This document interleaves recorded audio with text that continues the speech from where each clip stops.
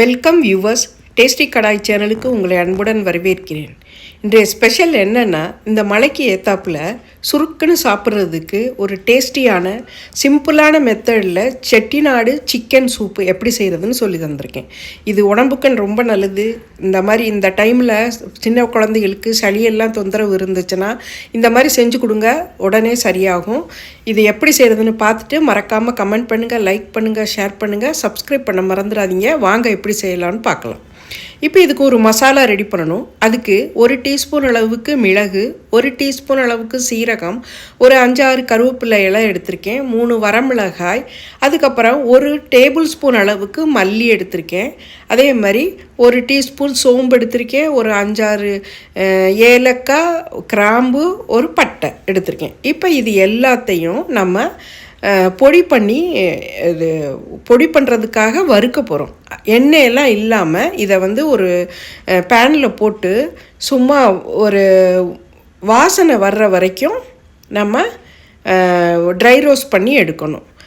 ரொம்பலாம் கருக விட்டுறாதீங்க, நல்ல அழகாக அந்த ஸ்மெல்லு வரும். அந்த மாதிரி வர்ற வரைக்கும் இதை போட்டு வறுத்திங்கன்னா, இப்போ இந்த கருவேப்பிலையெல்லாம் சேர்த்துருக்கோம் இல்லையா, கருவேப்பிலை ரொம்ப மொறுமொறுன்னெலாம் ஆகாது, ஓரளவுக்கு வதங்கி வரும், அவ்வளோதான்.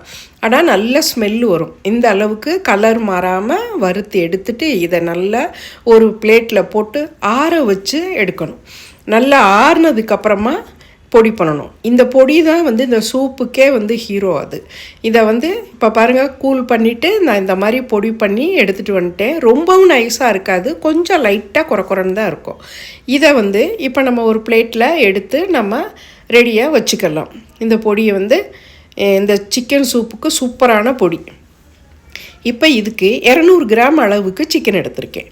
இதை போன் கூட எடுத்திருக்கேன். இப்போ இதில் 2 தக்காளி அரைச்சி வச்சுருக்கேன், ஒரு 10 சின்ன வெங்காயத்தை நச்சு எடுத்து வச்சுருக்கேன். அதுக்கப்புறம் 1 கப் அளவுக்கு தேங்காய் பால் எடுத்து ரெடியாக வச்சாச்சு. இப்போ இதில் கருவேப்பிலை, பூண்டு நச்சு வச்சுருக்கேன், பச்சை மிளகா, ஒரு 2 பச்சை மிளகாய் கீறி வச்சுருக்கேன். இப்போ ஒரு பெரிய பாத்திரத்தில் 3 டேபிள் ஸ்பூன் எண்ணெய் விட்டு சூடானதும் அதில் 1/2 டீஸ்பூன் அளவுக்கு சோம்பு மட்டும் சேருங்க, வேறு எந்த வாசனை ஜாமானும் சேர்க்க வேண்டாம், ஏன்னா இதெல்லாம் பொடி பண்ணிட்டோம். இப்போ சோம்பு பொரிஞ்ச உடனேயும் இந்த சின்ன வெங்காயத்தை சேர்த்துக்கலாம்.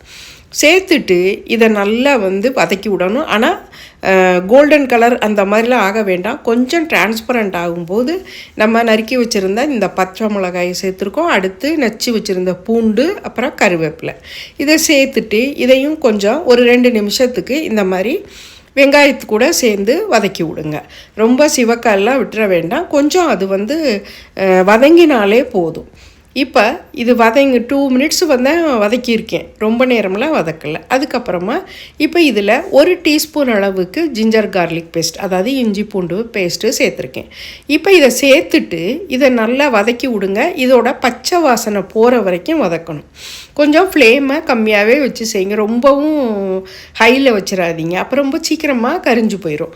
அதனால் இந்த மாதிரி பக்குவத்தில் செஞ்சிங்கன்னா சூப்பராக ஒரே மாதிரி வெந்து வரும், நல்ல அரோமாவும் இருக்கும், நல்ல டேஸ்ட்டும் கொடுக்கும். இப்போ இந்த சமயத்தில் நம்ம இந்த தக்காளி 2 அரைச்சி வச்சுருந்தோம் இல்லையா, அந்த பேஸ்ட்டை இதில் சேர்த்துக்குங்க. சேர்த்துட்டு இந்த வெங்காயம், பூண்டு, இஞ்சியோட சேர்த்து நல்லா கொஞ்சம் வதக்கி விடுங்க. இப்போ இது கூட நம்ம ஒரு 1/2 டீஸ்பூன் அளவுக்கு மஞ்சள் பொடி சேர்த்துக்கிடுவோம். சேர்த்துட்டு இதையும் சேர்த்து நம்ம இந்த தக்காளி கூட நல்லா வதக்கி விடுங்க. இந்த மஞ்சள் பொடி சேர்க்கும் போது சீக்கிரமாக தக்காளி வதங்கி வந்துடும், அதனால் மஞ்சள் பொடி சேர்த்துட்டு இதை நல்லா வதக்கிடுவோம். இப்போ பாருங்கள், தக்காளியும் நல்லா வதங்கிருச்சு, தண்ணியெல்லாம் போய் எண்ணெய் பிரிஞ்சு வர லெவலுக்கு நல்லா வதங்கி வந்துருச்சு.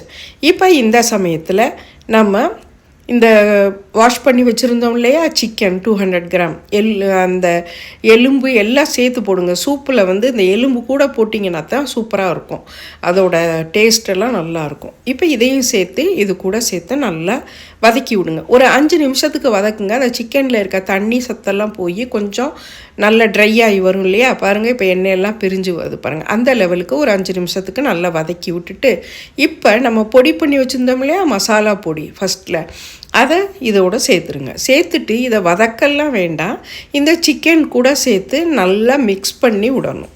அப்படியே போட்டுட்டு தண்ணி ஊற்றாமல் நல்ல ஒரு அளவுக்கு மிக்ஸ் பண்ணி விட்டுட்டு, இந்த டைமில் நம்ம இது வந்து இந்த மிக்சியில் அலசி வச்சுருந்த தண்ணி விட்டுருக்கேன். டோட்டலாக ஒரு 4 அல்லது 5 கப் அளவுக்கு தண்ணி விட்டுறணும். இப்போ இந்த தண்ணியை விட்டுட்டு நல்லா மிக்ஸ் பண்ணிவிட்டு, எக்ஸ்ட்ராவாக நம்ம சூப்பு தான் வைக்கிறோம், இது குழம்பு இல்லை, அதனால் நல்லா தண்ணி தாராளமாக விடுங்க. இப்போ எக்ஸ்ட்ராவாக நான் 4 கப் வாட்டரு சேர்த்துருக்கேன். சேர்த்துட்டு இதில் இப்போதைக்கு 1 டீஸ்பூன் அளவுக்கு உப்பு சேர்த்துருக்கேன். அதுக்கப்புறம் தேவைப்பட்டால் நீங்கள் அதுக்கப்புறம் சேர்த்துக்கலாம். இப்போ இதை நல்லா மிக்ஸ் பண்ணுங்கள். உப்பெல்லாம் சேர்த்து நல்லா மிக்ஸ் பண்ணிவிட்டு, பாருங்கள் இப்போ உப்பு பத்தலை, நான் டேஸ்ட் பண்ணேன், அதனால் இன்னும் ஒரு 1/2 டீஸ்பூன் சேர்த்துருக்கேன். சேர்த்துட்டு இதை நல்லா மிக்ஸ் பண்ணிவிட்டு நம்ம இப்போ இதை இப்போ மூடி போட்டு வேக வைக்க போகிறோம்.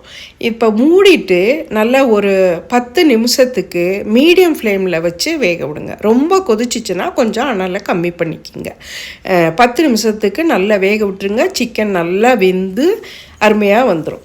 இப்போ 10 நிமிஷம் ஆயிடுச்சு பாருங்கள், சிக்கன் எல்லாம் நல்லா வெந்து வந்துருச்சு.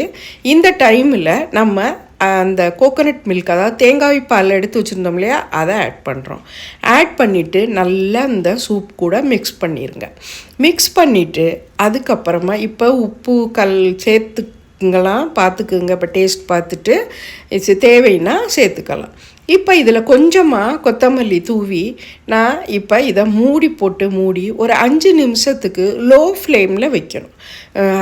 ஃப்ளேமை ஃபுல்லாக கம்மி பண்ணிடுங்க. லோ ஃப்ளேமில் வச்சுட்டு ஒரு 5 நிமிஷத்துக்கு வச்சுட்டு இந்த மாதிரி கொதி வரும் இல்லையா, அந்த அளவுக்கு கொதிச்சா போதும். இப்போ இதை எடுத்து சைடில் வச்சுட்டு இதுக்கு ஒரு தாளிப்பு கொடுப்போம். தாளிப்பு கரண்டியில் ஒரு 2 டீஸ்பூன் அளவுக்கு நெய் சேர்த்துருக்கேன்.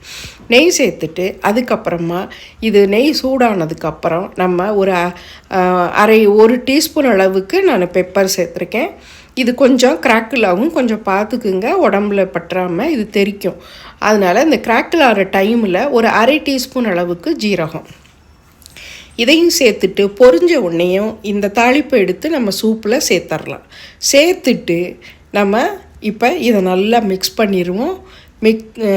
நல்லா மிக்ஸ் பண்ணிவிட்டு இப்போ இதை சூடோடையே பரிமாறலாம். இது வந்து ரெஸ்டெல்லாம் விடணுன்ற அவசியம் கிடையாது. இதை நல்லா மிக்ஸ் பண்ணிடுங்க.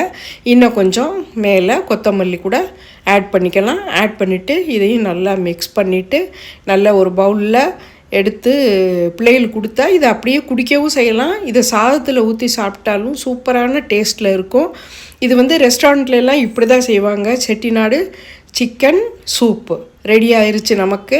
இதே மாதிரி செஞ்சு பாருங்கள். மறக்காமல் எப்படி இருந்ததுன்னு மாத்திரம் கமெண்ட் பண்ணுங்கள். உங்களுக்கு பிடிச்சிருதோ பிடிக்கலையோ எந்த கமெண்ட்னாலும் நான் வந்து பார்த்துட்டு சந்தோஷமாக ஏற்றுக்கிறேன். அதே மாதிரி சப்ஸ்கிரைப் பண்ண மறந்துடாதீங்க. இது மாதிரி புது வீடியோக்கள் போட்டுட்ருக்கேன், பார்த்துட்டு எனக்கு சப்போர்ட் கொடுங்க. அடுத்த ஒரு புது ரெசிபியுடன் உங்களை சந்திக்கிறேன். நன்றி.